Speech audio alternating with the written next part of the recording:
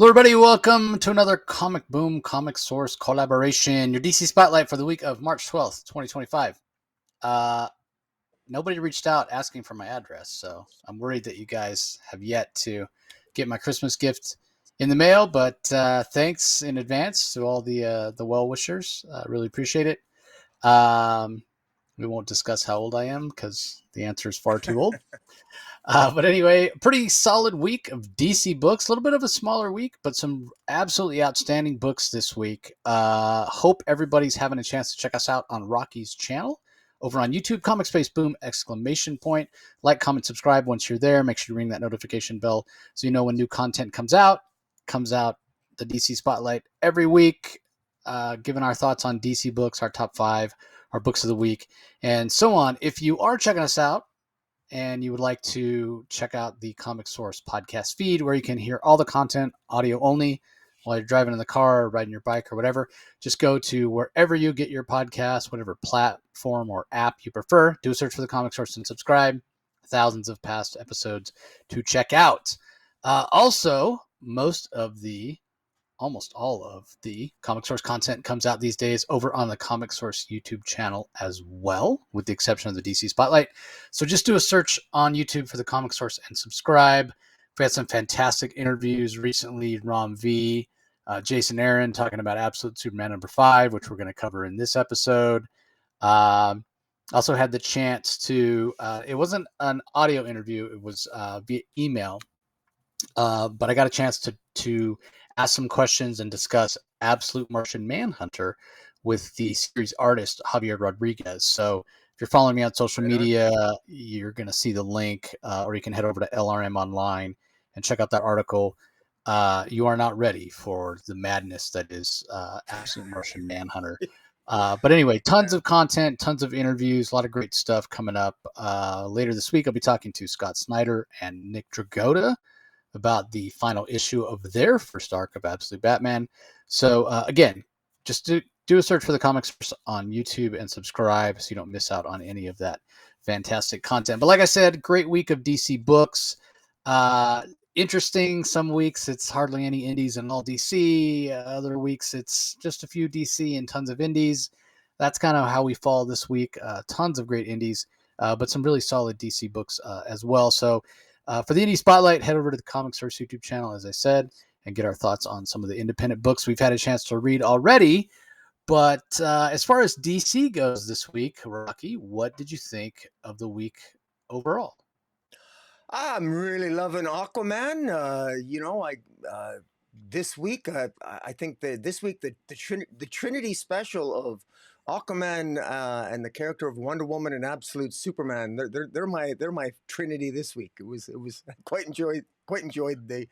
It was quite good. There was only there's only one that I wasn't really a big fan of, but yeah, this week I really enjoyed this week. It was a short week too, so I think I had a little bit more time to sort of digest them and let them. I didn't feel rushed reading them sometimes when. So I didn't have to budget so much time, which was good because we had a lot of indies to review this week. So it was good. It was fun. Yeah, so it's between two. I think I know what's probably bottom of your. I know what's bottom of my list, and I feel like yours might be the same. But I also there's another one that might be. It's between two. So let me just ask you this: is the one that you would rank last? Is it part of a regular ongoing, or is it a limited series? It's a limited series. Okay, I know what it is. Okay. Yeah, well, it's only Yeah, easy. yeah. Which is interesting. I mean, I have some gripes about that one too. We'll get there, everybody. But interesting. It's going to be. I'm really curious now to know what you thought of what I ranked last. Because it was a bit rough for me. But anyway, we're going to kick it off with Aquaman #3 from writer Jeremy Adams. Art is by John Timms. Colors by Rex Locus. Letters by Dave Sharp. For the most part, really been enjoying this this Aquaman run. We're only 3 issues in, but it's been just a fantastic start and very different from previous Aquaman runs, I would say, which is just sort of par for the course with what Jeremy does in terms of, hey, I want to make it new. I want it to feel fresh. I want it to feel different, but I also want it to feel um, original and tied in to a lot of what's going on. So um, this comes in my top three, and what I found really interesting was the coordination. Right, like um, we've had this story going on in the pages of Mark Waid's World's Finest. Set in the past, and it's the first time we've seen Lori Lemaris in a while. We've got the Floronic Man underwater, which makes sense. There's so many plants. There's so much plant life underwater. Why has nobody ever thought to do that before? Sometimes Mark Waid comes up with these ideas that are kind of like, well, I can't believe nobody's done that before. And that's the case with the Floronic Man. But the interesting part being seeing Lori Lemaris for the first time in a long time since I can remember. And that story's been playing out or what have you. And then here we have in the pages of Aquaman, we have Lori Lemaire showing up again, which again makes sense. She's a mermaid. It's Aquaman. He's on a different planet. The hints of the blue that Jeremy talked about last time he was on the show, that's starting to play out. But Lori shows up. She's not necessarily on Aquaman's side, to the point where she actually stabs him at one point and captures him. But it even calls back to there's like an editor's note saying, hey, go check out when Aquaman and Lori Lemaris, met way back when. Uh, that story is playing out in the pages of World's Finest. So it's interesting, right? Because it happened far back in Aquaman's past. But for us, it happened like a few weeks ago because that Yeah. story, although set in the past, just came out. So, my point is when DC works best, it's when they're doing things like this, where the continuity is pretty tightly woven, and it's been one of the um, kind of criticisms, one of the things that we haven't liked recently, and it felt like nobody was paying attention. And it, if everything matters, we've said this a lot. If everything matters, then nothing matters. If everything's special, then nothing's special. And one of the things that does make DC work, and whether you like this or not, it's just the way that it is. Continuity is something that DC fans care deeply about. And you might be somebody who doesn't care anything about continuity. You just want a good story within the pages of the book you're reading. And I get that. And I respect that. But I'm not alone among DC fans where it's more enjoyable when things make sense. Um, and for the most part, they have been making sense lately. So when you pair up the interesting thing that Jeremy's doing, especially bringing in sort of a cosmic feel to an Aquaman story, which you wouldn't think necessarily would work. Jeremy's making it work with again this cosmic feel and the blue being something that traverses outside of Earth. We're even told in this issue that the blue is perhaps the most important of these aspects, more important than the green, more important than the red, because the blue is water. The blue is what gives life. The blue is what allows the green and the red to exist. These are, again, it's kind of similar to what I was saying about Mark Waid, these ideas that Mark comes up with where you're like, well, duh, how come nobody's done that before? This idea of the blue as a force, as an aspect of nature or reality or existence or whatever you want to call it, that's sort of an idea. And again, having it transcend Earth and be out there anywhere water exists, that's an idea that is a no duh idea. Like, kudos to Jeremy for coming up with this. It's, I think, elevating Aquaman in a lot of ways. We're getting a chance to see a sort of a different aspect of Arthur. I mean, again, last time Jeremy was on, he was talking about the personality of Aquaman, personality of Arthur that we have, which is sort of a stoic man, a few words at times. But have we really gotten him fleshed out where we really know who he is at his core if you strip away everything else? And I don't know that we have. And it feels like we're heading down that path. So I'm really interested to see where this goes. I love the art. I think the color work as well is really, really great from Rex Locus. And yeah, I was very impressed with what we got from Jeremy. At times, I've been a big fan of Aquaman. At other times, I felt like he hasn't worked as well. But I feel like the series is definitely firing on all cylinders. So definitely worthy of top three pick. Anyway, what are your thoughts on it, Rocky? I think it just underscores how Jeremy Adams, he really is. I don't even, he's a great writer in his own right. I mean, we keep comparing him to Jeff Johns, and I almost feel at this point, I mean, he's on his own. I mean, but what he has in common with Jeff Johns is, he's taken there are writers that we can maybe pick on, but I won't. That would, if you told them they had to write a comic book that addressed the green, the red, and the use of the energies of the DC universe and encapsulated in a cosmological Aquaman self-contained comic, could you do it? No, they couldn't pull it off. Jeremy Adams manages to do it here with such a simple explanation. It's really simple, and he makes it beautifully simple. The energies at the beginning of time. There was order and chaos. There was an imbalance, and then lo and behold, the energies sort of split up, and we got energies that entered objects like the Green Lantern. That enter the elements, where you end up with the green and the gray and ultimately the blue. You got energies that enter creatures that become gods.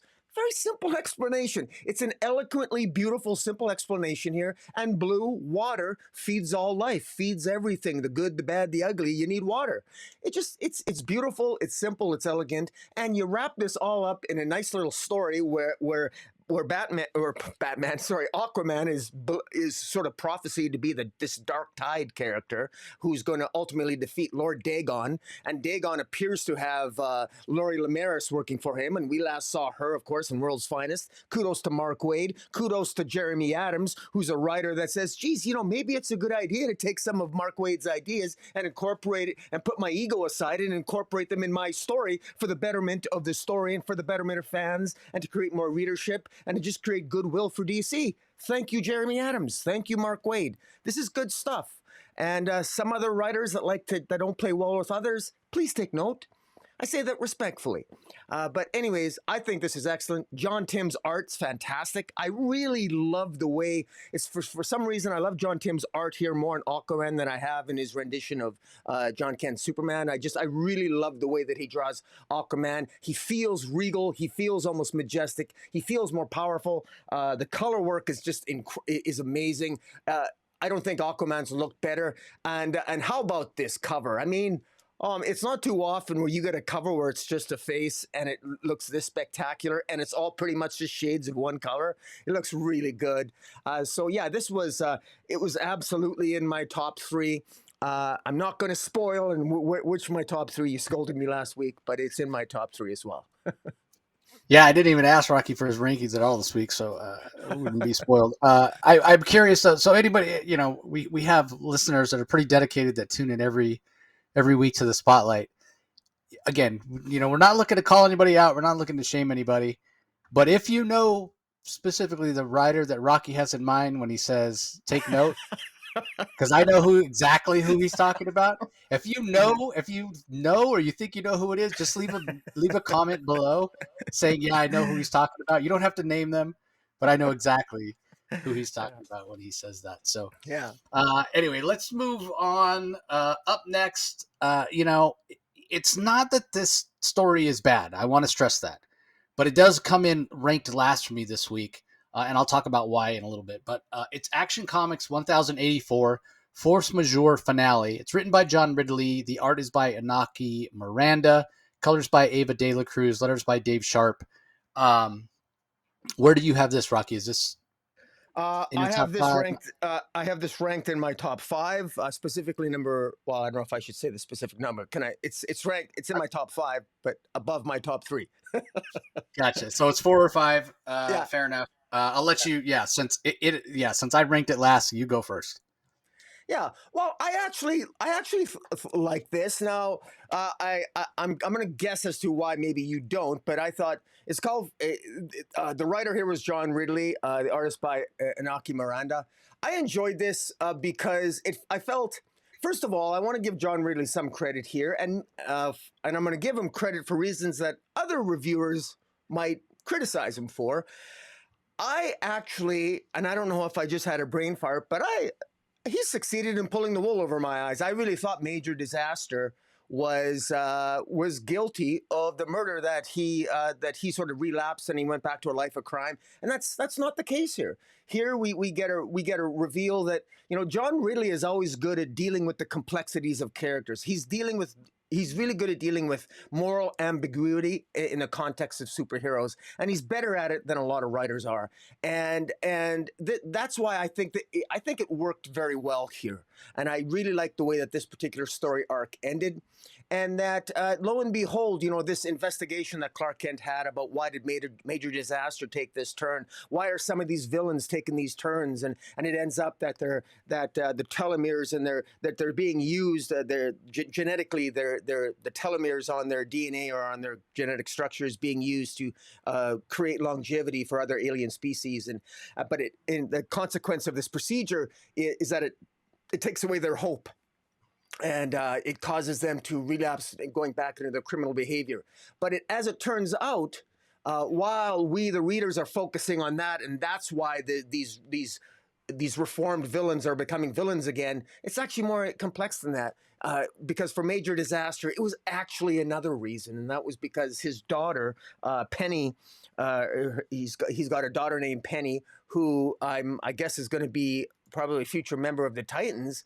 It was Penny, his daughter, who has acquired some of her father's powers and ended up accidentally killing a man who, in a fit of anger and losing her temper. And Major Disaster essentially took the blame. He covered it all up by intentionally creating chaos, making it look as if he did the murder.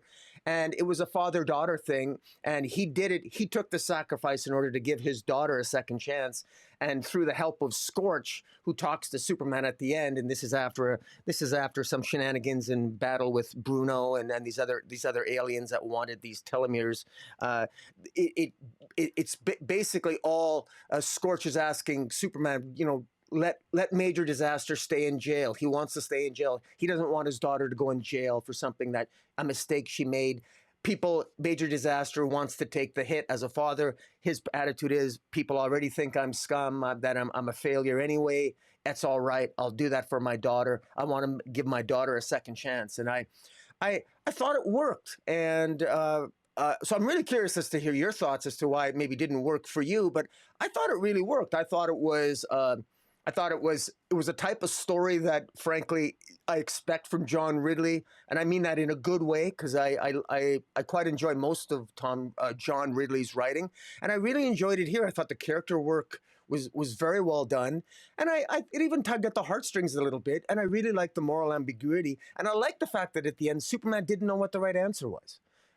Lois didn't know what the right answer was, but you know, Superman did let you know, honor Major Disaster's choice at the end, which was interesting. And maybe, you know, I'd be curious to know, for readers, I would ask, you know, do readers agree with the decision Superman made? Because this shows Superman as somebody who is willing to not embrace the truth of a circumstance. He is willing to bend the rules a bit, given the circumstance. So I'd be curious to know why maybe this ruffled your feathers a bit. But I quite enjoyed it. So I'm curious to hear your thoughts. Well, first of all, I just don't care for the style of art. Anaki Miranda, he's got extremely heavy line weights. It doesn't work for me. The rendering of Superman at times looks really stiff. So I didn't really care for that. And the other aspect of it is I sort of don't like it for exactly the reason you do. Superman is supposed to be better than us. He's supposed to be the best of us. You're right in saying this is the type of story we've come to expect from John Ridley. You know, it does have a high degree of moral ambiguity, and there is no clear-cut answer. And there are those that are critical of Superman. They say he's old-fashioned. He doesn't work in today's, you know, more complicated world where things aren't so black and white. And in a way, this story is sort of a criticism of Superman to the nth degree, of saying, look at how old-fashioned this guy is. Look at how old-fashioned this character is. When he's faced with a decision like this, he's no better than the rest of us. He doesn't know what the answer is. And maybe that's what John Ridley, maybe that was the point. Maybe that's what he wanted to do. That's not the type of Superman story that I'm going to read and enjoy. You know, he says it himself. It's supposed to be truth and justice, not truth or justice. And that's what we've got here, right? Like, if he tells the truth about Penny losing her temper and killing this guy, then she's going to go to prison. She's going to go to jail. Um, and that feels like justice is not being served because the guy that was killed, the argument is, or the implication is that he deserved it, right? He was taking advantage of Major Disaster and all these other villains, and brokering their telomeres and taking hope away from them, and what have you. Um, he wasn't necessarily holding a gun to anybody's head. I get that these people were desperate, um, but I don't feel the punishment fit the crime. I don't think he deserves to die. And it rubs me it rubs me the wrong way that Major Disaster is sitting in jail, regardless of his wishes, when Penny is not.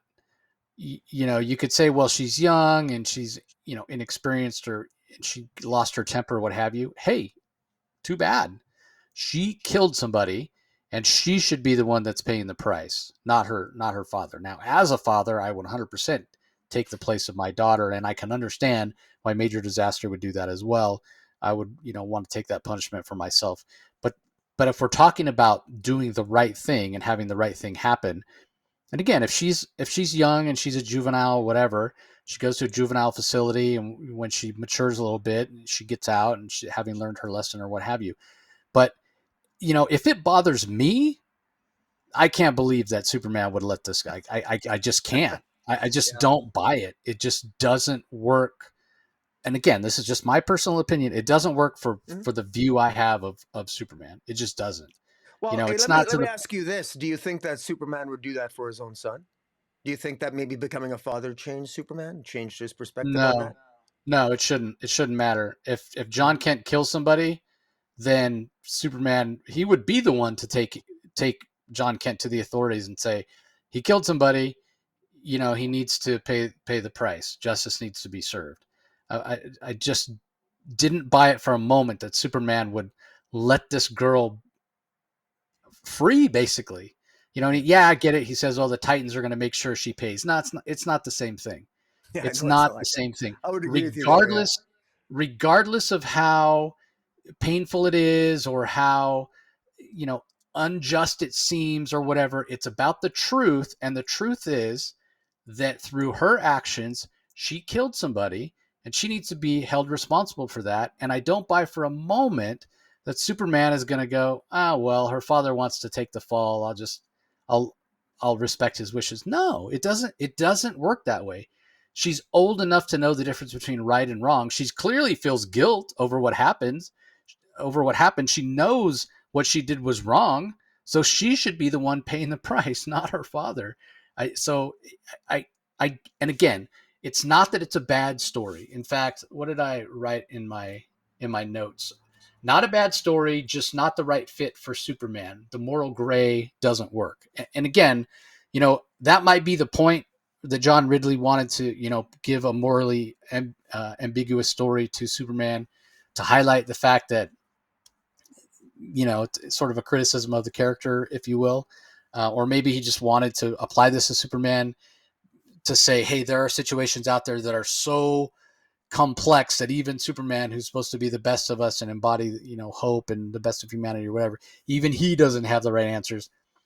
I don't think it's the right fit for Superman as a character, at least not for me, not the way that I perceive Superman. So again, not a bad story, and typically these kind of stories I'm really going to enjoy because there is no right answer, and you think about it, and on any given day you might side with Superman or you might side with um, Scorch. You might think that Penny deserves to go free or Penny deserves to be because it is such a complex issue.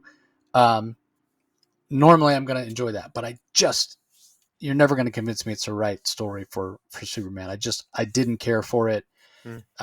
because and maybe it's just the fact that it is no resolution at all, other than, okay, this is what it is, right? Superman came into this story, and in his identity as Clark Kent, investigating this story, but he doesn't resolve anything. He doesn't fix anything. What the situation is, sort of at the beginning when he starts investigating, is still the same situation here. Penny is free. Major Disaster's in jail. The guy is still dead.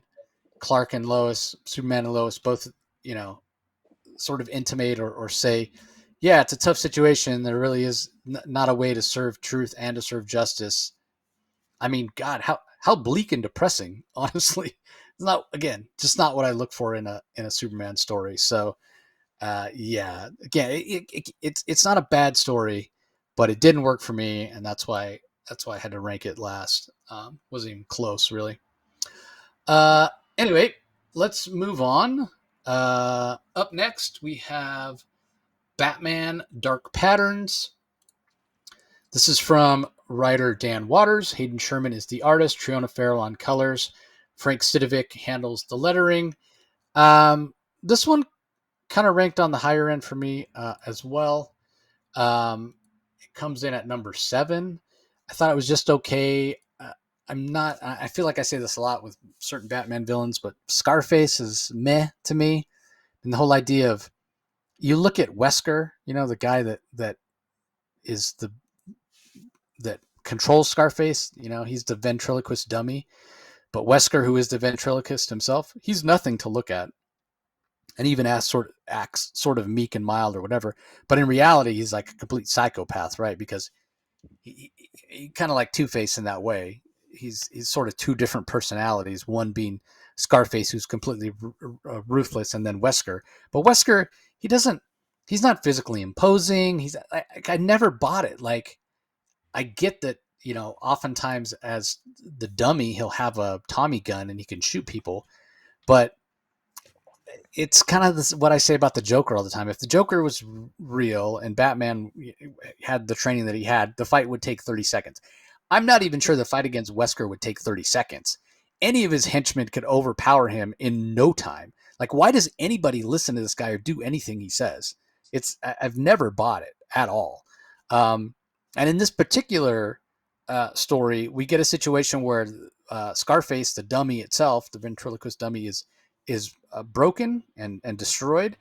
And then we're to understand that the whole building, this rundown building that's scheduled for demolition, that people don't want to vacate, that building itself becomes the ventriloquist dummy.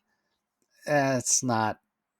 It fits in with Dan Waters tells some weird stories, but it's not particularly compelling to me. Whatever, like the aspect of, okay, they want to tear this building down and put up some better affordable housing or whatever, and the people don't want to leave, and the cops go in, and the people that don't want to leave, some of them are gang members, they take the cops hostage. That all feels very realistic to me. But this whole thing of the building becoming the ventriloquist dummy itself, I mean, maybe Dan Waters is going to make it work tremendously well, and I'll be singing a different tune on the next issue. But for this one, yeah, didn't grab me. I just thought the Hayden Sherman art was okay. So yeah, definitely wasn't one of my favorites this week. But anyway, give us your thoughts on it. This was ranked. I put this in at number 6. And I actually to to basically reflect your words back at you from your review of the previous comic we talked about. I liked it for all the reasons you didn't. I thought it was. I thought this was right up Dan Waters' alley. I thought this was, frankly, an absolutely inspired idea. I thought this was an awesome idea. I really thought it was cool and unique. I don't think this has been done before. I may stand to be corrected, but the whole idea of Wesker or whoever this, we still don't know who's actually the voice. Like the building is the puppet. Well, who's the hand that's and even Dan Waters, I think the original the creativity that went into this, that this building itself is being controlled like it's a puppet, and all the people in it are sort of like quasi little ventriloquists, and the powers that be. This to me raises the power status. You talked about how kind of a joke the ventriloquist is. I kind of agree with you.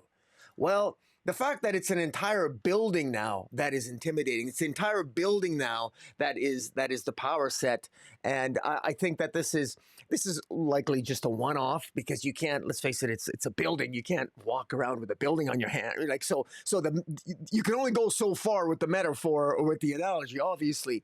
But I thought it was very, very interesting, because we know how crazy the ventriloquist is. He's Wesker's, and there's no indication that Wesker is the one that's actually actually behind this, but maybe he is. He certainly, at least if you look at the dialogue, the way he always has that sort of a certain manner, a getter one. He's got a sort of a like a lisp or something when he talks. So it almost sounds like it could be the traditional ventriloquist, but clearly somebody, whatever the psychology is, whatever going on in the mind of ventriloquist, it's quite twisted. And now for him to elevate that so it's an entire building of people now that he influences, and he's always been creepy the way that he controls the puppet, and the puppet always seems to somehow respond, and it just seems to be it I've always sort of thought of the ventriloquist as sort of a creepy, almost like a supernatural element to it, even though I know that there technically isn't. Anyways, I thought it was well done here. I was completely surprised by this, pleasantly surprised in a good way, especially when I saw that it was the building.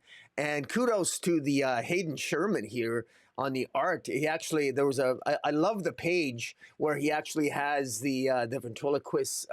The whole page, the layouts are of the ventriloquist himself. Hayden Sherman has been as very creative in Absolute Wonder Woman with his page layouts, and he brings that creativity here. I've said before, and I'll say it again, I've enjoyed his art more in Batman Dark Patterns than I have over in the pages of Absolute Wonder Woman, where it's very good as well. But I really prefer this, and I really like the building itself. It looks like it's a building that's taken over by the ventriloquist. I thought he did a good job of that too. So I had a lot of fun with this. I'm actually very curious to see where it ended, how this ends, and I'm curious to see if there's going to be any change in the ventriloquist as a villain moving forward because of this. What are the implications of this? Is this something where he can take over a building? You know, is his power set now different, or is this just a one-off? How did he get this? You know, is there a supernatural element to this, or is this just nonsense? I don't know, but Dan Waters has my attention with this story, and when I consider that I thought the first 3 issues of Batman Dog Patterns that this series was over, I didn't know this was really an ongoing. This is actually impressive. So I got compliments to Dan Waters and Hayden Sherman. Another impressive issue. Yeah, I think it's a limited series. I want to say it's 8 issues. Yep. Two stories. So we had one with the Wound Man, and now I guess the second story is this Scarface story. It is interesting because it's supposed to be Batman super early on. You know, first couple of years. When Scarface first showed up, Batman had been Batman for a long time in the pages of Detective Comics. So don't I was just talking about how great they've been doing with continuity. So don't squint too much on this one. Don't think about it too much. But I don't think technically Scarface was around. But anyway, yeah, I'm glad to hear that you're enjoying it. Again, not that anything that was particularly bad, except for just the weirdness of the building being Scarface. But again, to Rocky's point, Dan Waters may make that work really, really well. We'll see. I hope I'm eating my words next issue. I'm like, oh my God, it's so good. All right, up next, Batman and Robin, number 19, from writer Philip Kennedy Johnson, Javi Fernandez on art, Marcelo Maiello on colors, Steve Wands on letters. All I put down on my notes is the mystery deepens. The mystery of Memento is continuing to play out. I don't want to dismiss this by saying it's more of the same, but it's sort of more of the same, and that's a good thing because that same that we've had on this Batman and Robin run since Philip Kennedy Johnson took over is excellent character work, excellent character dynamics between father and son, between Batman and Robin, between Bruce and Damian. This is a Damian that is more mature, that's more evolved, that feels like he's growing as a character, maybe more so than he's ever done in such a short period of time. And we're starting to see the pieces fall into place for the storyline in this issue, where we start to see, hey, perhaps not all is as it seems when it comes to the doctor that Damian is seen as sort of a mentor. Now, that's not to say that if this guy is in some way working with Memento, or Memento's been manipulating the doctor or whatever, that there's not value to the lessons that this Dr. Bashir, I think his name is, was teaching to Damian, or Damian's inspiration to perhaps follow in his grandfather's footsteps and become a doctor. I still think those are fantastic choices and a really great way to evolve Damian as a character. if Bashir turns out to be working with Memento, it doesn't lessen that in my mind. I think those things still work. But it will be interesting to see that the story is perhaps more complicated than it first appeared. But I love the idea of Memento. I love the story that Philip Kennedy Johnson has been crafting here, because from a technical standpoint, the mystery of Memento, that part of the story has been pacing out very deliberately to kind of keep the suspense and keep the mystery. But in terms of the story, I wouldn't say this is a deliberately paced story. There's been a lot of action. There's been a lot of character dynamic that has felt like it's Bruce and Damien sparking off each other, which gives a sense of there's always something happening. It gives a sense of momentum, a sense that the story constantly has movement and it's moving forward, despite the fact that there's a certain aspect of the story, the memento part, the mystery part, where it's played out more deliberately. That's not easy to do. And Philip Kennedy Johnson has done a fantastic job. You add in the Javi Fernandez art, and you have something that's really, really special. Now, this didn't make my top five. It only came in at number 6, but it's just because it was an exceptionally good week for the most part. There's plenty of weeks where this would be in my top five. Um, but that being said, this is a bit of a setup issue. So it's not, oh my God, so much happened and there's big reveals or what have you. This issue is a bit of a slow burn building up to, I think, what's going to be the finale of the Memento story in the next issue, which I can't wait to check out. So anyway, where did this come in for you, Rocky? What are your thoughts? This came in at number 7 for me. But again, I like PKJ's character work is what caused me, like, I enjoyed this story. Like I say, this was a good week for DC overall, and I continue to love the character work. To be honest with you, I could care less who Memento is. I just don't, I could care less. I'm reading this because what pulls me in is I love the character work. I love the relationship between Damian Wayne and Bruce Wayne. I love the fact that Batman is arguably jealous of Dr. Bashir because of the relationship, how close Dr. Bashir and Damian is. The fact that Dr. Bashir seems to understand Damian at a level that maybe Batman doesn't. Damian went to Dr. Bashir initially. He wants to do some volunteer work because Damian was impacted by the young girl he was unable to help effectively in the opening issue of this story. Even Oracle is aware that Batman's jealous. Batman at one point he can't help but engage in paranoia. He thinks Dr. Bashir is Oracle discovers that Dr. Bashir actually has a stellar resume.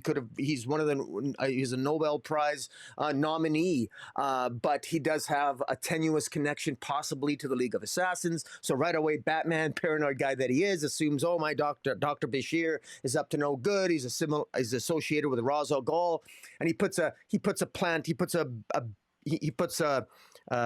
beacon on a plant on Damien to try to follow him. I mean, typical Batman paranoid stuff. And of course, always he'll justify it after the fact, and Oracle, it points out the obvious. And we readers, longtime Batman readers, know that Batman will be Batman. That's such a typical Batman thing to do. How many times does he have to ostracize and create a further dysfunctional relationship with one of his kids, in quotes, because of his paranoia and his drive to under the guise of trying to protect them. He always seems to go that a little bit big brother too far, so to speak. But that's what I like. There's that character. PKJ understands Batman, and at the end here, it ends up that you discover, as you read the story, you discover that Dr. Bashir might be on the up and up.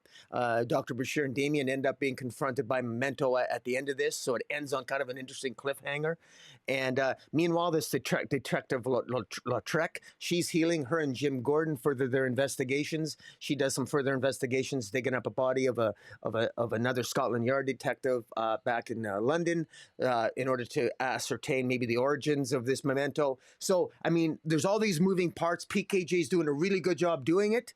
And when I say I'm not interested in who Memento is, I don't mean that in a bad way. I mean, I'm so captivated by the character work. It puts, that I'm really pulled in. So it's a really good job, and I really like the art. I think the art works really well here too.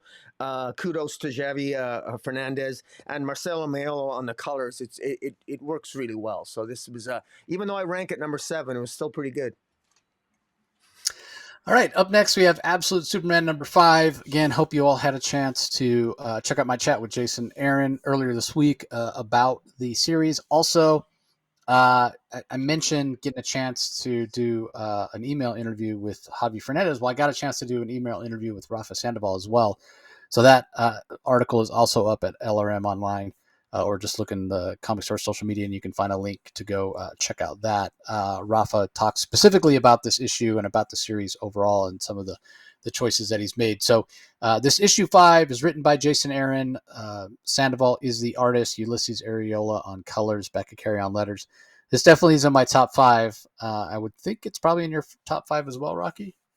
It is in my top 5. Yes. Yeah. All right. All right. I'll let you fire away. What'd you think? Well, first of all, what really Rafael Sandoval's art just does such a fantastic job captivating the final moments of Krypton here. One of the things that I have found just from my own interpretation of the overview of other people's reviews on YouTube in the YouTube comic book community, those that are more critical of this of Absolute Superman than we are. Some people don't like the fact that we've spent so much time on Krypton. I know you and we quite like that. I really love that. I love the fact that we're spending so much time on Krypton, and that this isn't just your standard stereotypical boilerplate. Oh yeah, Krypton exploded, environmental issues, boom, done, explosion, Superman on Earth. Let's get on with it. No, I like the fact that we're taking the time. This is the core of Superman. This is why this Absolute Superman is different. The moral code might be the same, but his journey to obtain that, his journey regarding that moral code, how he became the person he was demonstrably different here in the Absolute Universe. And I just really love the journey that we're experiencing as illustrated through Randall Sandoval's fantastic art. The pain that Jor-El and Laura are going through as they've created these ships, but there's not enough space in order to save more Kryptonians, their fellow Kryptonians.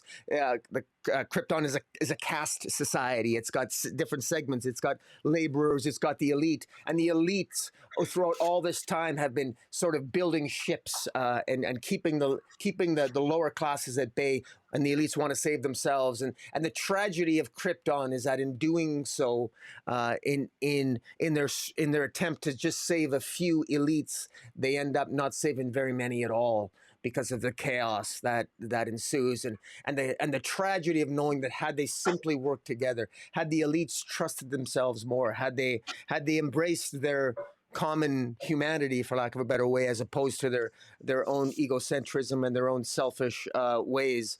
What the outcome could have been, and that tragedy is really manifested in Kal-El himself, and a young Kal-El who witnesses all this. And there's some just fantastic scenes here that if you go through, you can see the emotions on the faces, and you can see the emotions on a young Kal-El as he's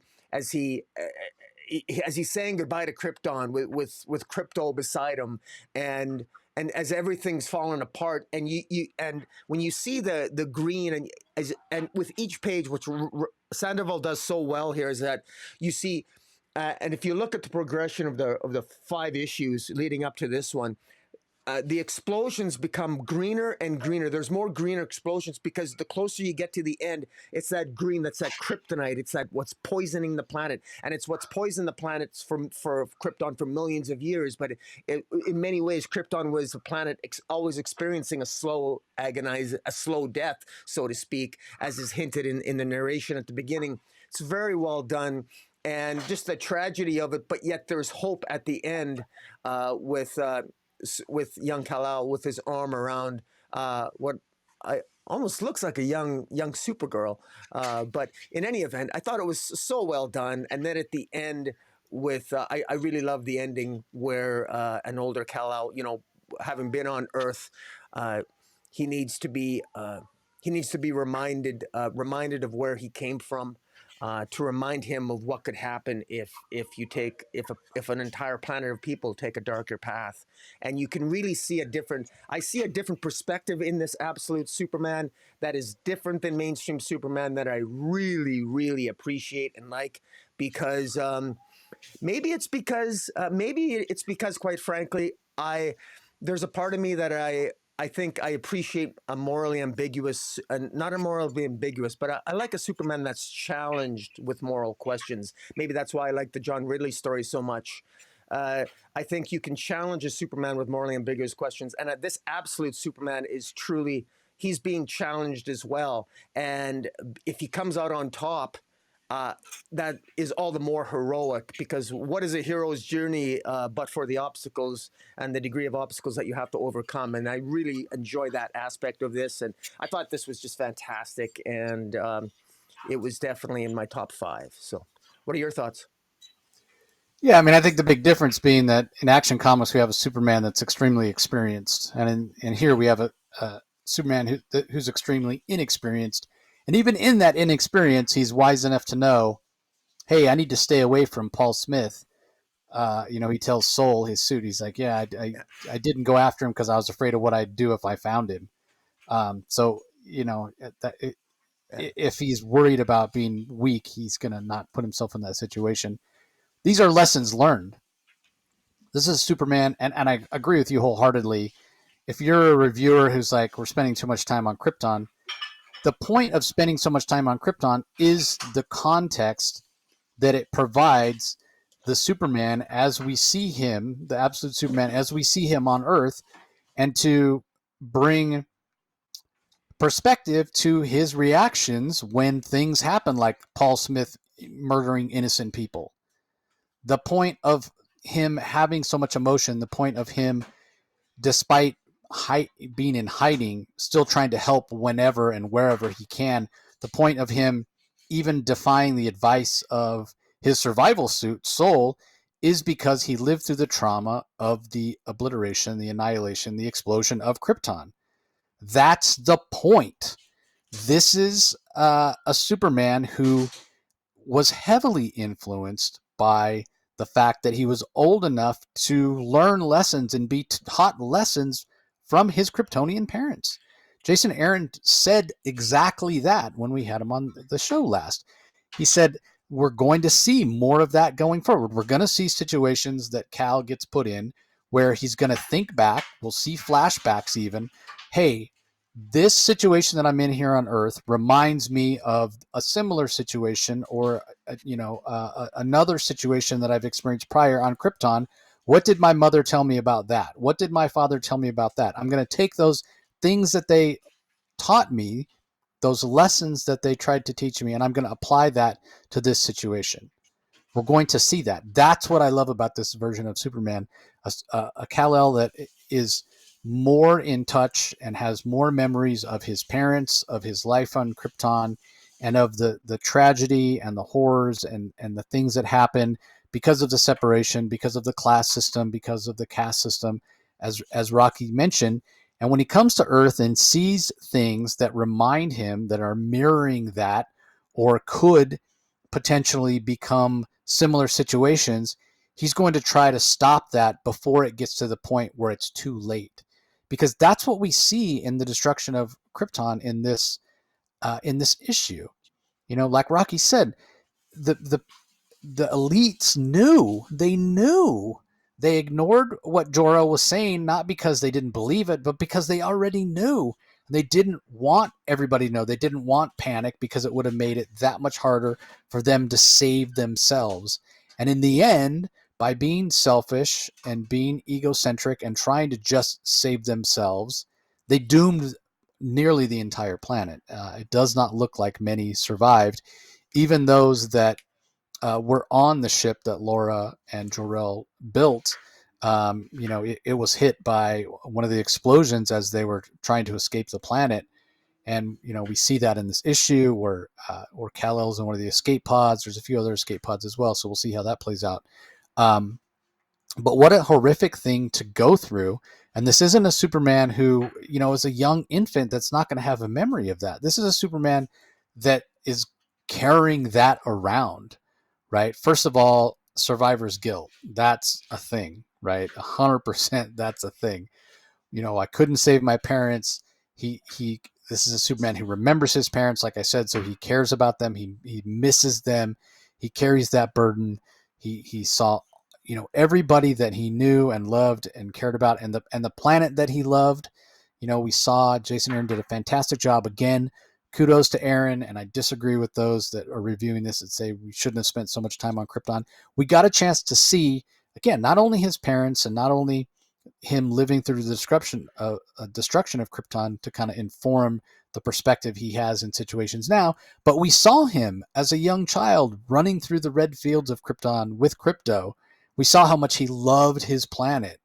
He loved his life until he found out that it was all going to end with a tragedy, an explosion. So again, the context here is important. And I imagine that we're going to see a lot less of Krypton going forward after we're done with this first arc, other than to see those flashbacks that Jason mentioned, where he's thinking back on a lesson that his parents taught him. There's still plenty of mystery here. Again, to reference my interview with Jason Aaron, it's one of the things that I mentioned to him that I'm loving about this. For a character that's been around for decades and decades and decades that we have come to know. Yes, there's been various changes over the years and what have you, but I didn't, 2-3 years ago, if you'd told me, yeah, we're going to get a new version of Superman and there's going to be a mystery to him, kind of like there was a mystery to Wolverine before Marvel went back and mined his past to ad nauseum. I would have been like, you're crazy. We know who Superman is, but this is a Superman where we don't have all the answers. There's a mystery. Who are the Kents? Why is he in Smallville? Like these are things that are going to play out slowly, and I can't wait to find out what the answers are. So this is definitely in my top 3. The Rafa Sandoval art is exceptional. Definitely encourage everybody to go read that article, hear what he has to say about character designs and the contrast between the visuals of Earth and Krypton. It's really, really interesting to hear what he or to read what he has to say. So anyway, fantastic. I love what's happening in Absolute Superman. The Absolute line, man. Oh my God. What quality, what stories. We go back and forth on which might be our favorite. It used to be so cut and dry for me. Like Absolute Superman was up there, but we only had 3 to choose from. Now we've got, and I know a lot of you haven't had a chance to read, any of the other stuff yet, but I feel like the gap has closed between Absolute Superman and Absolute Batman and Absolute Wonder Woman. And then we've got Absolute Flash, we've got Absolute Martian Manhunter, we've got Absolute Green Lantern. I've had a chance to check those out. And it becomes much tougher. Like, I don't know if I had to sit here and rank them 1 through 6. I would have to think long and hard. And I just don't even know because, based on whatever particular issue just came out, maybe the ranking changes. I don't know. So anyway, the rankings are going to be going up and down here once, yeah, once all that hits. It's going to be interesting to see what other people think, because I know you and I have maybe shared some thoughts, but between ourselves. But it's a good time to be a DC fan. Yeah, 100%. And there's more Absolute titles coming that I haven't even announced yet. So, Yep. all right, well, let's move on. This next one just makes my top 5, coming in at number 5. It's Black Lightning, number 5. I'm pretty sure, if I had to guess, I think it's probably ranked last for Rocky.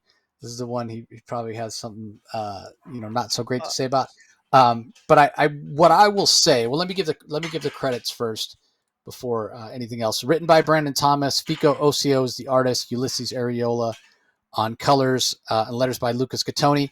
The story of this is going to continue in the Power Company Recharged, which I guess we're getting next month.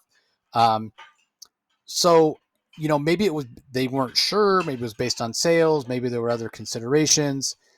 We had the Power Company one shot, hinting that we're going to get a return of the Power Company in a little bit of a different iteration than we had them previously, which I think was it was definitely pre Flashpoint, pre New 52. I acknowledge the fact that the pacing on this thing never was quite right. It felt choppy. It felt like we were missing parts of the story. It felt like sometimes there just wasn't enough room for Brandon Thomas to tell the story he wanted to tell, especially when it comes to the fact that this title itself is called Black Lightning, even though it's really an epilogue to Absolute Power. and one of the responsibilities that Black Lightning has taken on is um, going out and trying to help those that received powers that didn't have them before absolute power, or those that whose powers are going haywire because of absolute power, which is sort of a different thing than what we have with the power company. And those two storylines don't necessarily dovetail together well. Not that they clash, but one is not necessarily lend itself to the other. And yet the power company stuff was, I don't want to say shoehorned, but it was brought into this story, and it makes sense in terms of um, uh, the power company wanting Black Lightning to be the leader or what have you of them. But again, it didn't give either storyline enough space to really grow organically.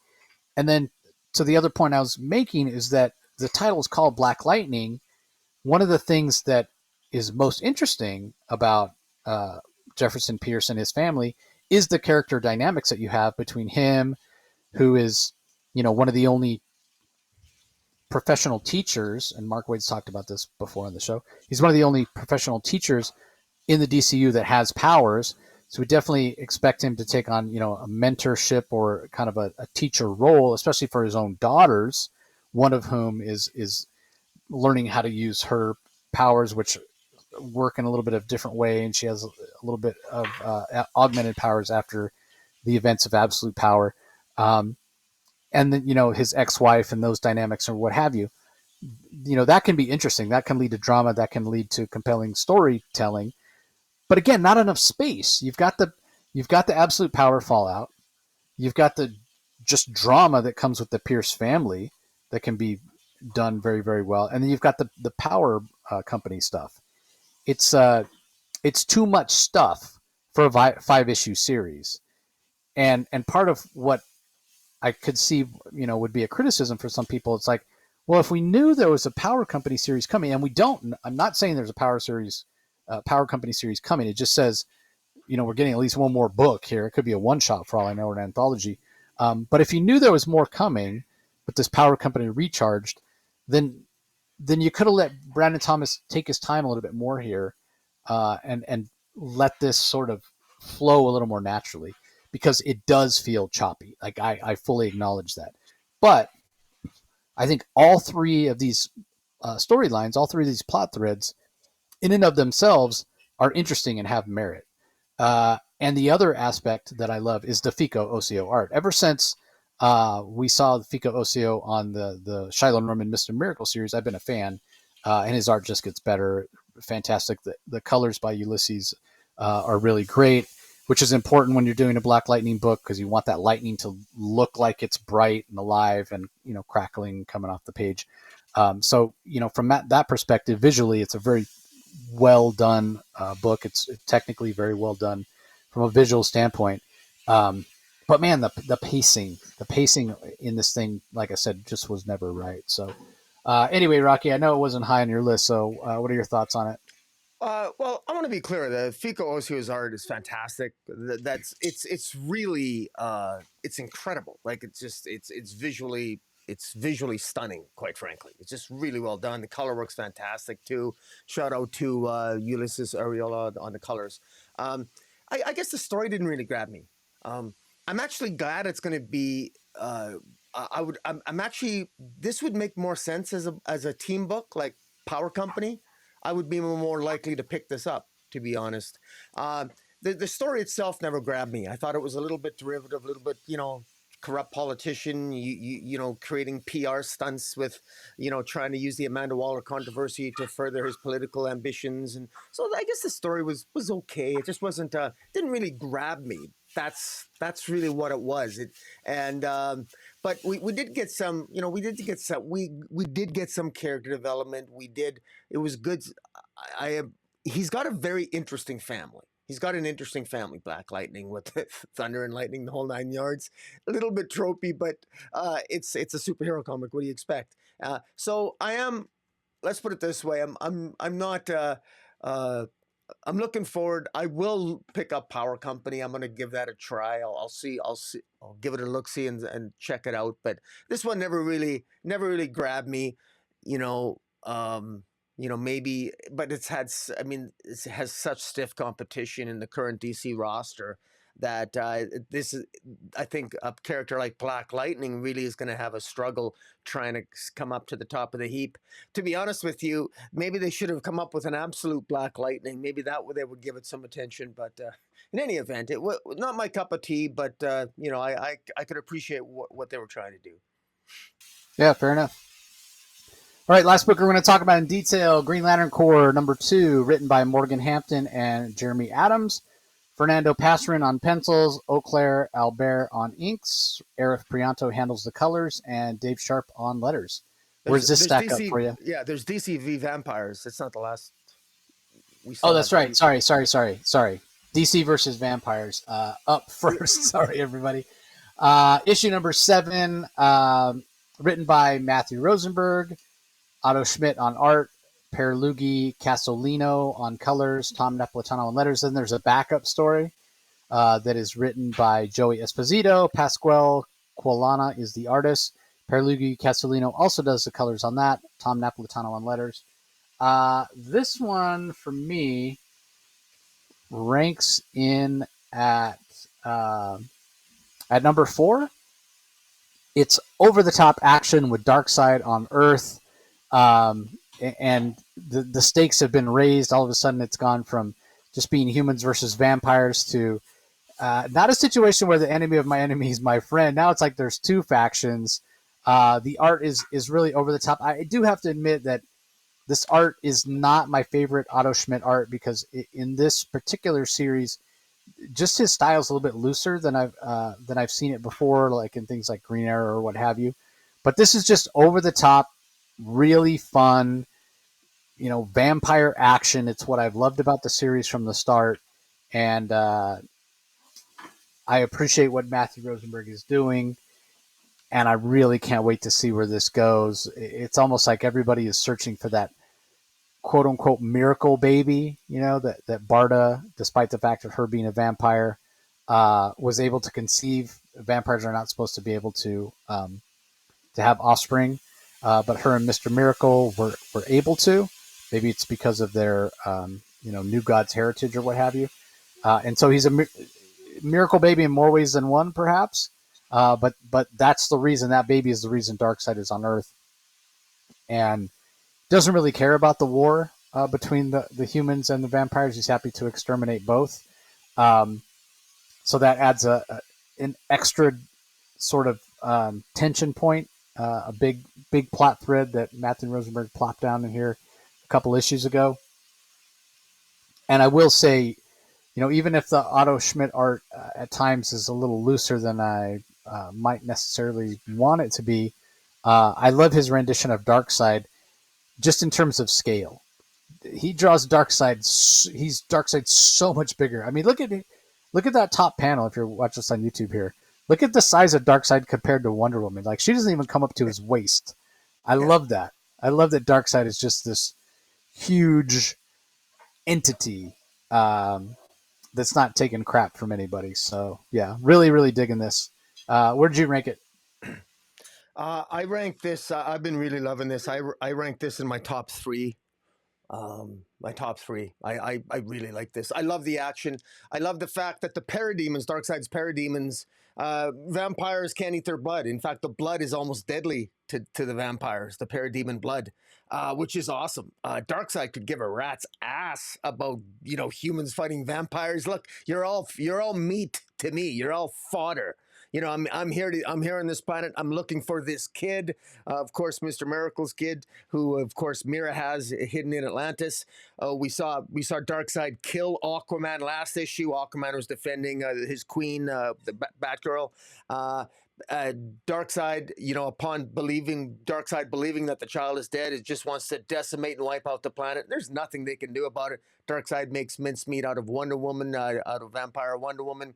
They're going to town, and the vampires and the humans. It's one of the things that Matthew Rosenberg has done so well throughout this series is that he's been showing the gradual deterioration of the peace between the vampires and the humans, between the superheroes and the superhero vampires. And so it's built to a head now where they basically they're at war and they want to kill each other. And then talk about the worst the worst thing that could happen is to Darkseid, wanting to come in and wipe them both out. And now, how the hell are these two warring factions supposed to get along and then take on Darkseid and the Parademons? They're really at a low ebb here, and I really love this fact that the stakes are so high for both sides. I actually, I'm kind of cheering on. I got to tell you, I got this. Um, I really love Vampire Wonder Woman. Uh, I just think that she's kick ass. I mean, obviously she's completely her mind is completely poisoned. But I think the character work that Matthew Rosenberg has done with if you're gonna have a poisoned mind vampiric Wonder Woman, this one is just awesome. The way she takes on Darkseid, her attitude toward Alfred, who's Green Lantern for the humans. I mean, just the character work that we've had leading up to this, and the art's just great. How there's I really feel the epicness of this. And for just being a series that comes out once a month, this feels like this feels almost event level to me, for me personally, as I'm reading it. And I know not a heck of a lot of people are talking about it, quite frankly, but that's kind of why I like it. It feels like this is sort of like my hidden gem coming out. Oh, awesome! DC Vampires is out this week. I love this. I really enjoy it. I also want to give a shout out to your interview. You did an interview with Matthew Rosenberg. He's got another series coming out, his independent work. What's that series called? Oh, why am I drawing a blank on it? What We're taking everyone down with us. we're taking, yeah, and the just I encourage anybody to check out your interview with him. I'm definitely picking that up because it sounded his synopsis of it just sounded like something cool that would be right up my alley. So yeah, I think this was really great, and I agree with your comments about Darkseid. I mean, he's literally. There's that famous cover with Wonder Woman's boot on Batman's face in Haikisha hardcover. Well, this is there's a great scene here with Darkseid. Literally, he's kind of stepping on vampiric Wonder Woman's back, and she's all pissed off. It's like Darkseid does not care. He's kicking ass and taking names. But anyways, I had a lot of fun with this, and yeah, this one was very competitive. Actually, I was surprised how much I enjoyed this for my rankings this week. Yeah, I mean, in the way that it's just off on its own, and it gives Matthew Rosenberg the freedom to do whatever he wants to do with it, kind of like Tom Taylor on Deceased in that way. Yeah. And so nobody is safe, and that's one of the things that Rosenberg loves about writing it. It's one of the cool things about reading it. So, yeah, I mean, Aquaman. Not that we thought Aquaman was going to survive necessarily, but to see him ripped in half by Darkseid, that was was pretty fun. So, Yeah. all right, now we are on to Green Lantern Corps issue number 2, as I mentioned before, written by Morgan Hampton and Jeremy Adams. Fernando Pasarin on pencils, Eau Claire Albert on inks, Eric Pranto on colors, Dave Sharp on letters. Where does this rank for you? What do you have it at? I ranked this was smack dab at number 5 for me. Number 5 for me. I got to be honest. I this could have ranked higher.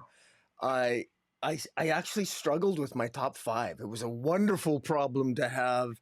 I had to really nitpick and really get into the weeds to sort of like rank them because I had a great time reading my top 5. I quite enjoyed all of them. Yeah, I love a particular aspect of this. Do you want to start, or do you want me to? No, go ahead. Well, one of the things I really like about this is just a little bit of background. Scott Snyder, when he did his long Justice League run, he actually did as part of his Justice League run, he dealt with sort of like the 7 forces of creation, and he wasn't able to deal with all of it. And there was the totality, and there was a particular point in their battle, in the Justice League's battle against Perpetua, where they found themselves on Thanagar, and they went deep into Thanagar, and Scott Snyder, that the story implied that there was a lot of secrets in Thanagar, and obviously there was all kinds of things linked to the nth metal. And what I love about this is, Jeremy Adams, again, to his credit, and I know that it's Morgan Hampton and Jeremy Adams. They both co-wrote this, so kudos to both Morgan Hampton and Jeremy Adams. But I love the fact that once again, hey, there's a theme here. Somebody's reading past DC stories and connecting the dots and saying, geez, you know what? This was actually a pretty good plot thread back then. Why don't I do something with that and maybe bring it forward? And or and even if I'm wrong and it's not the specific plot thread. The point is that he's using it, i.e., he's focusing on Thanagar. And the particular plot point that I like here is that Thanagar was previously almost kind of half destroyed in the battle against stopping Lord Theros in his corruption of the United Planets. And so Thanagar is not in a good way. They pretty much had to evacuate Thanagar. But what they've discovered is that the heart of Thanagar is essentially this sphere of nth metal. And that's pretty cool. That's cool because there's something, so what is the future of Thanagar going to be? And it kind of makes sense that the heart of Thanagar is this nth metal because that's with Hawkman lore and everything else. I just love that aspect of it.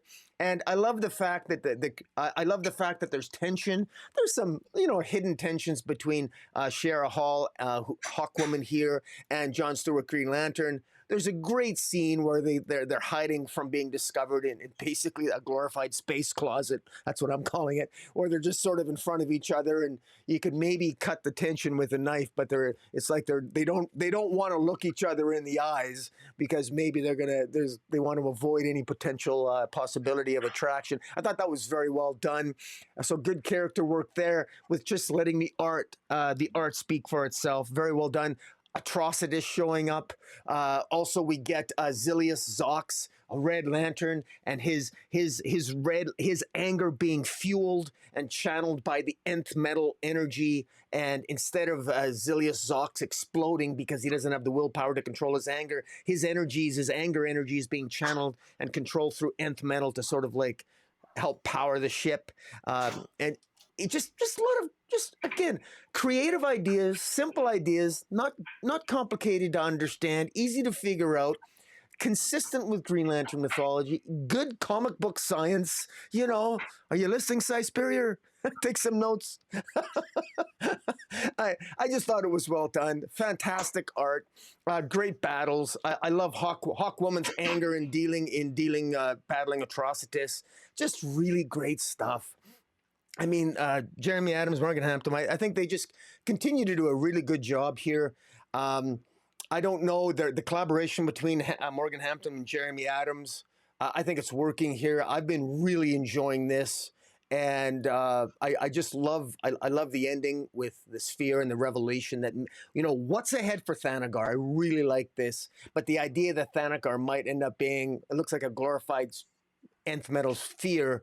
That's interesting because of the fallout here, and Shara Hall mentioned it. Hawkwoman is that now there was always that Ran Thanagar war, just like there was always that Kree Skull war over at Marvel. In DC lore, in DC cosmology, we always had the Ran Thanagar war. But with Thanagar gone, a lot of the Thanagarians are relying upon Ranians to put them up, and that creates a lot of tension in the galaxy, in the DC universe. And so now, what's left of Thanagar? How is this going to upset the international galactic politics? I just love this, planting seeds, great seeds for future stories, while giving us a great story. So I really enjoyed this, and that's why and bloody hell, I put it. It was only at number 5. But in another week, this could have been a number 1 in any other week. I enjoyed it. What are your thoughts? Yeah, I mean, it's Green Lantern core, and so you sort of expect that it's going to focus on more than just one lantern, and that's that's exactly what we get, and that's what I love about it. You mentioned a lot of the aspects here. Obviously John Stewart, a bit of a main character, but Kilowog is there as well, and I think that's important. So Razor, a former Red Lantern. You mentioned Atrocitus, kind of on the other side. Zilius Zox, a former Green Lantern, channeling rage and being used as the battery to power Atrocitus' ship. And he almost using Zilius Zox as a red battery because he even creates some red constructs at one point, even though he's not actually channeling the red energy directly, the red energy of rage. But we know that some of these characters who have managed to manifest parts of the emotional spectrum, even though they're all sort of out of control because they don't have central power batteries to focus them. Um, could we see Atrocitus wearing a Green Lantern ring at some point? They've been recruiting others to do so, Yeah, so that's interesting. I would definitely yeah. trust Morgan and Jeremy to make that interesting.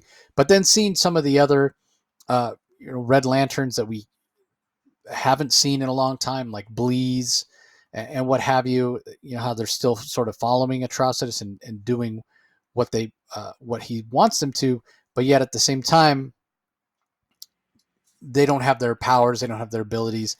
And when the Sorrow Lantern shows up, Nathan Broom here, we see them all, heavily affected by his despair and what have you. So, I mean, just in terms of being a Green Lantern Corps book, when you have so many characters, you have John Stewart, you have Kilowog, you have Shara Hall, you have Atrocitus, you have Bleeze, you have Dexstar, who's a fan favorite, even though he doesn't have his Red Lantern ring right now. We have Zilius Zox as a Red Lantern. We have Nathan Broom, the Sorrow Lantern. We have all these different parts and all these kind of big events that are playing out, culminating in the reveal at the end of the last page of this sphere of nth metal. Is that the same vault that we saw in the pages of Scott Snyder's Justice League, as Rocky alluded to? Perhaps it's something different. But what I love is, like, oh my god, this is this isn't like it's a double sized issue. Like, what an incredible job by Jeremy Adams and Morgan Hampton to give us so much story, and it doesn't feel cramped and it doesn't feel choppy, unlike some of the other books that we talked about here, but with a huge amount of story. I mean, that is something special. That is just a well done comic, and then you pair that up with intricate line work, very detailed, gorgeous art, strong storytelling from Fernando Passarin with the great textured inks of Eau Claire Albert, and you have something that's fantastic. I enjoyed the first issue, and it was a bit of a setup issue, finding out that John Stewart had or that Guy Gardner rather had the Book of Oa, and it being stolen by the Sorrow Lantern, and we saw the the Starbreaker show up and hints of him putting an army together and what have you. Um, so I was in, and it was good, and I'm a fan of Morgan, I'm a fan of Jeremy, but man, I did not expect the level up between issue 1 and issue 2. If this is what we're going to get in the pages of Green Lantern Corps every issue, I'm totally in. Like, what an incredible issue. I just keep going back to how much happens in this issue, how many characters we get a chance to see, how the events play out. So much happens, and it's all impactful. There's no wasted moments. They don't have the time. They don't have the time or the space to waste even a panel here. The story is just paced within an inch of its life, and it was so compelling. It didn't, necessarily feel like one of those 5-minute reads.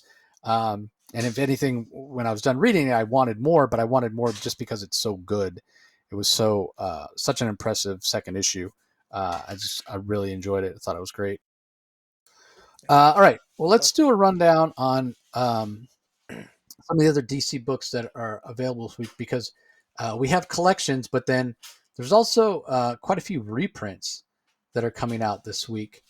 Um, so we have a facsimile edition of Detective Comics 231. There's also a facsimile edition of Batman Adventures number 12, and you're like, oh, why does that sound familiar? That is the first appearance of Harley Quinn. Also, Saga of the Swamp Thing 37, which is the first appearance of John Constantine.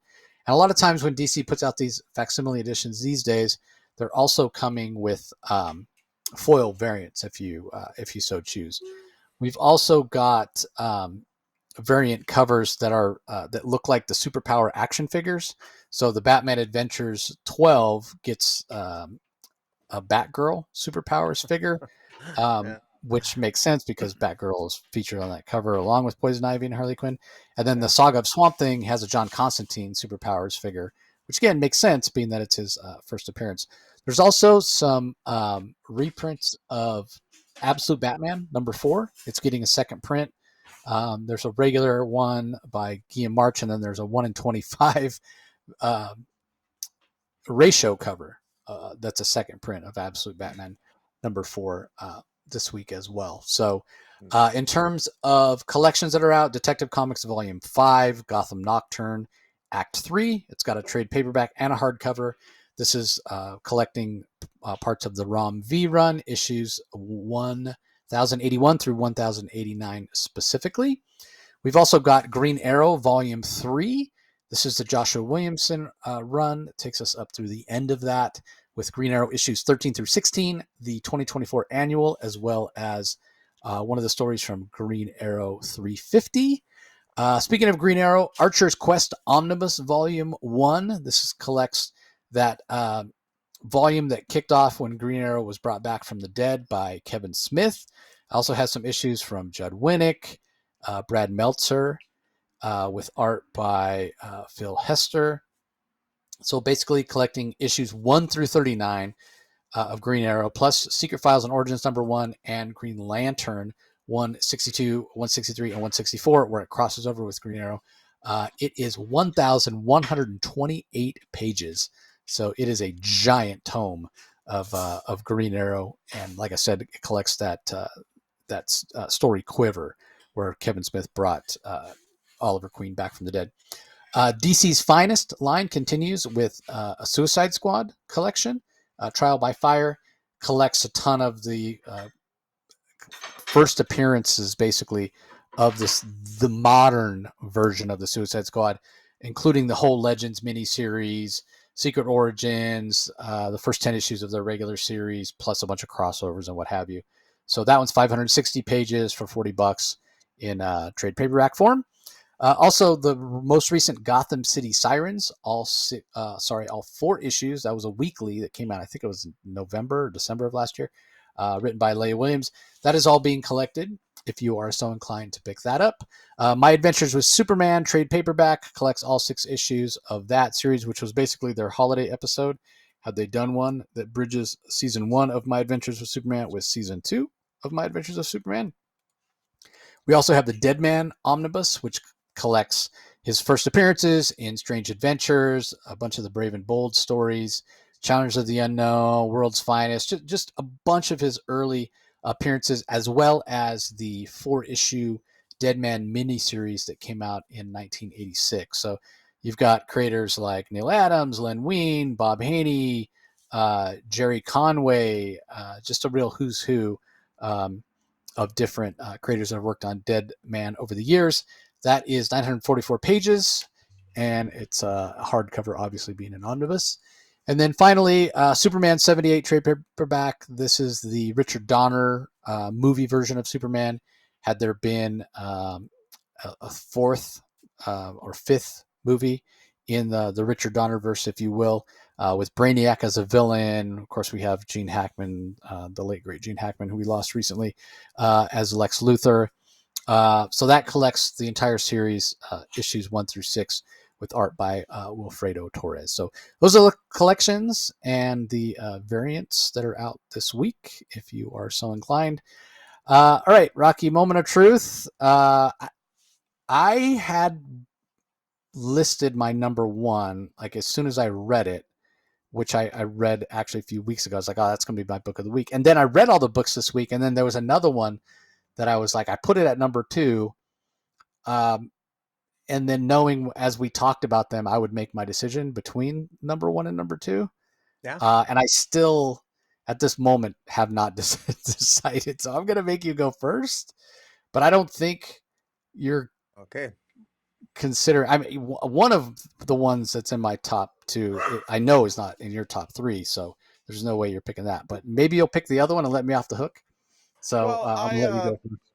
well, my top 3 were I had Aquaman at #3, DC Vampires at #2, and my #1 uh was Absolute Superman. I absolutely love DC Vampires, and I know it might sound crazy, but I had a lot of fun with DC Vampires. It's very close to being my #1 because I just had so much fun with it. But at the end of the day, I'm a Superman lover, and Absolute Superman just really I really liked. I just thought it was excellent, and I just can't ignore the fact that I I just plain love it. I thought it was extremely well done, and it was just. I'm very impressed with what Jason Aaron is doing. I like his approach, and it feels like I'm getting to know Krypton better than I ever have before. Quite frankly, in just 5 issues. I mean, mainstream Krypton. We've had many stories about it in the mainstream universe, but for in just 5 issues, I feel like I feel the loss of a planet that obviously it's a work of fiction, but that's difficult for a writer and an artist to pull off, but they managed to do it. I feel the loss of Krypton, and I feel for young Kal-El, and I think it's just so well done. So at the end of the day, I have to go with the Man of Steel, Absolute Superman. So That is music to my ears. Aquaman is number 3 for me as well. Number 2 and number 1, it was between Absolute Superman and Green Lantern Corps, number 2. And I read Absolute Superman a couple weeks ago. I immediately said, it's going to be my book of the week. It's amazing for all the reasons I said, specifically a Superman that carries around the tragedy of the loss of Krypton and has memories of his Kryptonian father and mother. And it's just so amazing. And then I read Green Lantern Corps. It was the last book I read of the week, and I was, oh my God, it was so much fun. I'm a huge Green Lantern fan. He's probably my second favorite DC character after Superman. And I've picked Absolute Superman so many times, but how could I not, being that it's so impactful and so important, and I echo a lot of what you're saying. But because you picked Absolute Superman number 1, you totally let me off the hook. Thank you, sure. my friend. It frees me up to pick a Green Lantern Corps number 2 as my book of the week, because they're both really, really deserving. So, what an incredible birthday gift from you to me to allow both my top 2 books Wow. to be picks of the week. Yeah. So yeah, it's a bit of a cheat for me, but that was what I was hoping was going to happen. I really thought, after hearing you talk about the books, though, that you were going to go with DC versus Vampires, like you said, and yeah, I know it was close. So anyway, yeah, that's it, everybody. You can't go wrong. Absolute Superman, Green Lantern Corps number 2, either one, really, really fantastic. Along with a lot of these other books that we talked about this week. So don't forget to like, comment, subscribe. Make sure you ring that notification bell on Rocky's channel so you know when new content comes out. You want to check out our Independent Spotlight? That's over on the Comic Source YouTube channel on YouTube as well. And don't forget, everything is available audio only on the Comic Source podcast feed.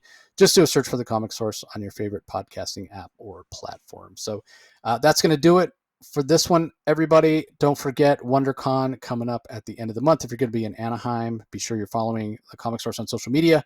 If you want to meet up, take a picture, grab a lanyard, what have you. I always love meeting up with listeners at shows. So any last thoughts, Rocky? Just guys, if you love Absolute Superman or Absolute Batman or Absolute Wonder Woman, please make sure you put Absolute Martian Manhunter, Absolute Green Lantern, and Absolute Flash on your list. Check out those first issues. They're I'm not going to say anything other than just it might be worth. I would suggest it's probably worth picking up because it's. I think it's something. DC's heading in a good direction. I think there's just something there's. You talk about the big 7 for the Justice League. This one, it's a big. I don't know if it's at that. I guess we're just at.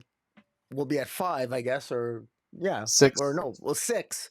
We're at the big 6 so far. I don't know who the 7th Absolute character will be, but anyways, it's worth checking out. Yeah, the pre-orders for Absolute Martian Manhunter came at 120,000 Yeah, issues, so that was amazing to see. So it's good, healthy number. anyway, Good healthy number. yeah, great number, and we don't have the numbers yet for Green Lantern, so we'll see. Anyway, like I said, that's going to do it, everybody. We appreciate you joining us as always, and we'll talk to you next time. Catch you later.